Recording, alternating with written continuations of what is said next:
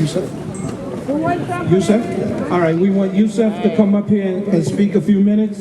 Again, Yusuf is one of the Central Park 5 that was falsely accused of a horrible crime, falsely accused, but spent, I believe, almost 10 years in jail for something he didn't do. And the city still refuses to compensate him and the others that were unjustly prosecuted. Give him some love, give him some love. Woo! Yeah! All power to the people. All power to the people. To the people. Yes, sir. Power to the people. You know what I'm saying? This right here is an atrocity that keeps on happening, and they're going to continue to do this unless we're out in the streets making noise like we're making noise today. Yes. I'm honored to be here. I mean, shucks. I could have been hanging from a tree in Central Park. I don't know if you guys remember, because some people were silent, but this was me back in 1989 at 15 years old. This was me at 15 years old when Donald Trump took out full-page ads in New York City's newspaper calling for the reinstatement of the death penalty specifically for our case. And Pat Buchanan wrote in the papers and said, you know what, if we take the eldest one and hang it from a tree in Central Park, and we take the other ones and we horsewhip them. Don't forget Trump. You know what I'm saying? Then maybe our city's park will be safe again. This is how they treat black and brown people. We need to wake up and realize what's going on and keep being in the struggle. Here we are, man, we've been fighting for the Central Park 5. We've been fighting 10 years for some semblance of justice. They were quick to convict us, but they're dragging the feet to give us some type of compensation. They don't want us to lend our arms, lend our monies, and lend our powers to the struggle, because that's exactly what we're gonna do. That's all I gotta say. I'm glad to be here. All power to the people. The struggle continues. Yeah, give him love, give him love. Good afternoon, my name is Anthony Rosario. I'm the Parents Against Police Brutality founder. On January 12th, my son Anthony Rosario, my nephew Hilton Vega received 14 shots to their back where they were face down on the floor, killed by Patrick Bronson and James Crow, two former bodyguards of Mayor Giuliani. When they killed my son, Giuliani called these two criminals in blue and congratulating them on a job well done in the precinct, the 46th precinct. I've been fighting for 17 years. For 17 years, I've been crying my eyes out. My heart hurts every time I hear a family is going through the same thing that I'm going through. Why? Just because these cops are racist and they don't believe that our children have a right to live in this society.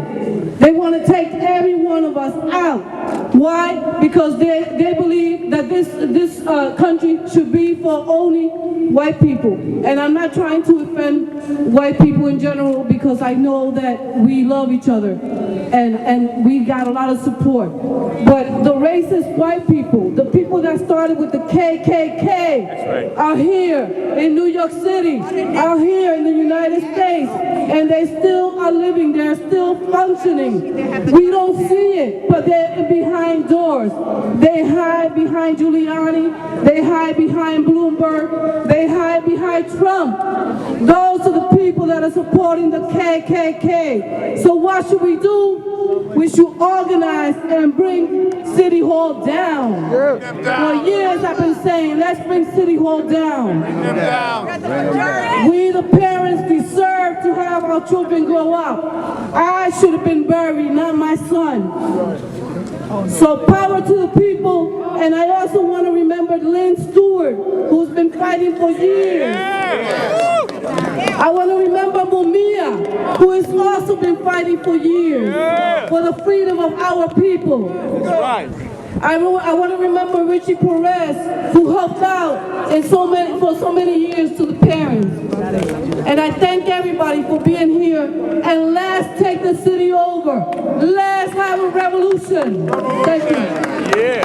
NYPD, KKK. How many kids killed today? NYPD, KKK. How many kids did you kill today? NYPD, KKK. How many kids did you kill today?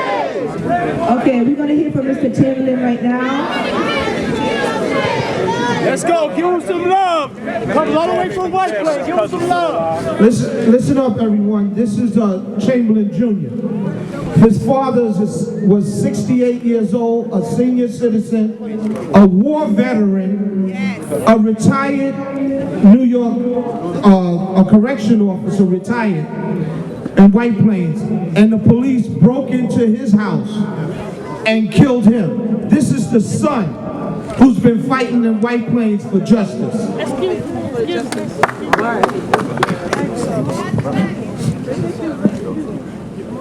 Good afternoon.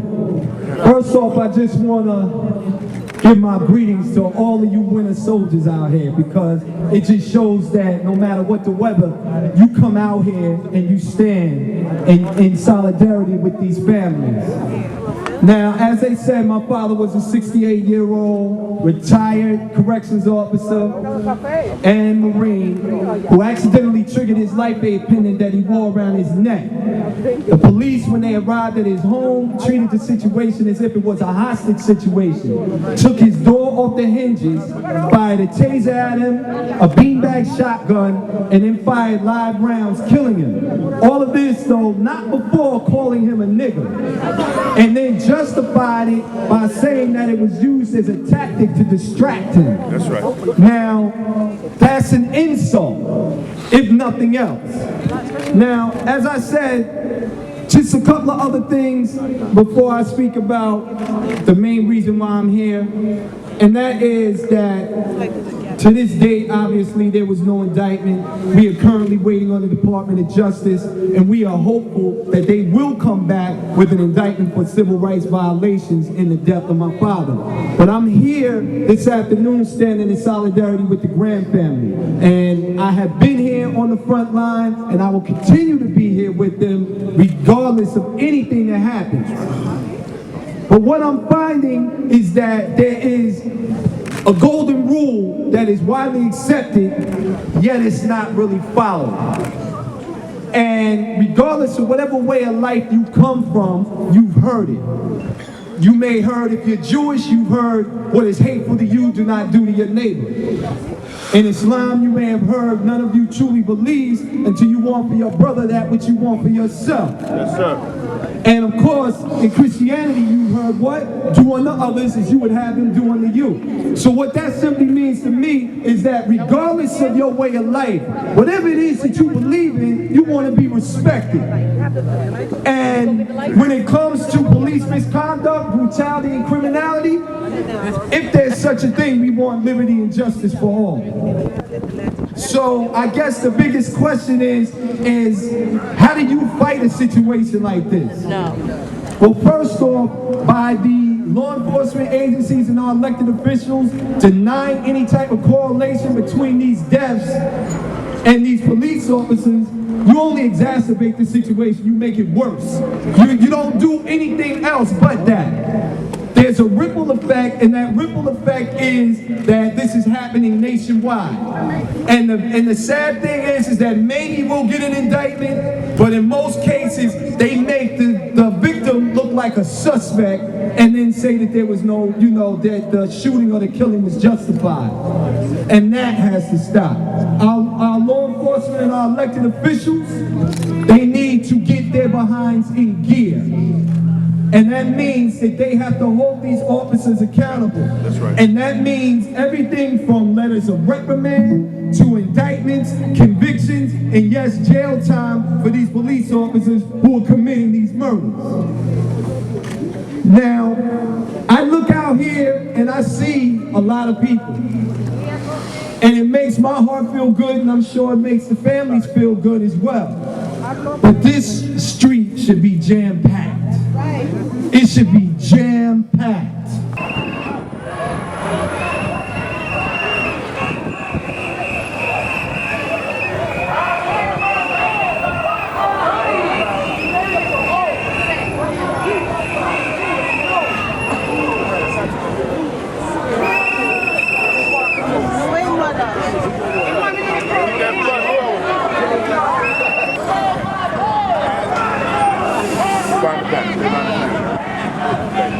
I'm actually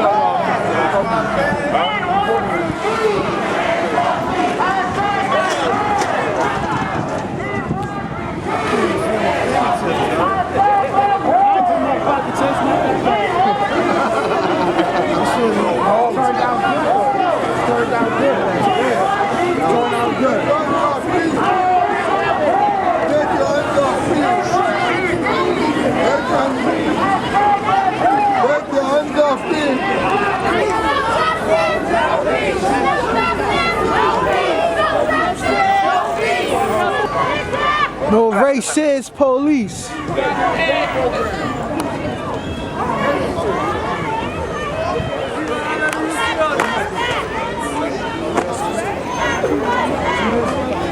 Fingers didn't work. Fingers don't work no more. But everyone stay in the street on one side of the street. And please try not to pass us. We want to do this organized. We appreciate it. Who has one? On the same charge. Yeah. What? No, this one happened. He told him. No, she's fine. Ah, y'all ready? Press it hard. Y'all working, right? I'm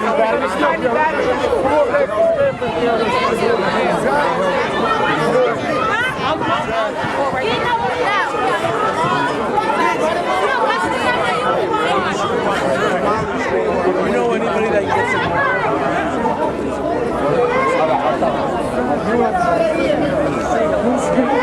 Whose streets? Our streets. Whose streets? Our streets. Whose streets? Our streets. Whose streets? Our streets. Whose streets? Our streets. Whose streets? Our streets. Whose streets? Our streets. Whose streets? Our streets. Whose streets? Our streets. Whose streets?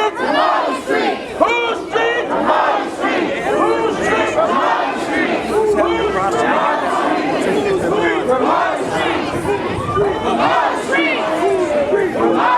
Whose streets? Our streets. Whose streets?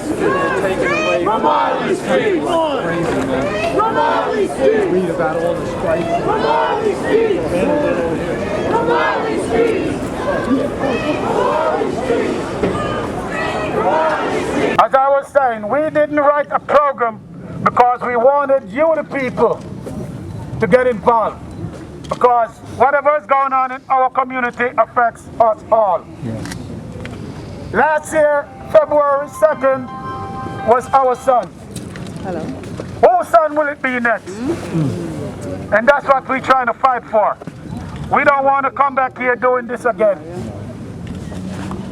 We cannot say it will never happen until they start hiring qualified people to patrol our streets. We will have this type of murder because it's not an accident. It's a murder. Yes. Yes. Yes. And we haven't got no hope in sympathy and condolences from Richard Ace, Scott Morris, or Lady Rumbo. I hope she didn't think we forget about her. And of course, the two African American officers that they said they saw Ramarley with a gun. We remember all of you. Yes. As a matter of fact, we already know some of your names. So, we are here on the day to a year when they murdered our son. Murder. We are here to say we won't forget. Then he never forget. We will never forget. And we won't let them forget. That's right. Because Ramarley's name will forever live in this community and throughout other communities. When this happened, I got called from people as far as London, Canada, people who I've never met in my life, Australia. How they got my number, I don't know. But God worked.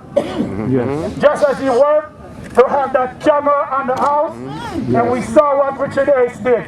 Yes. We saw him running, kicking a door, acting like a little kid that was denied his candy. I'm not saying this to be funny and disrespectful to any of you officers. I'm just speaking facts. So please don't take me personal. personally. I would never say I'm nothing not to here them. trying to offend you or disrespect anyone. It should get done. I'm just saying what it is. Scott Morris, from my understanding, was the supervisor. He should have known better.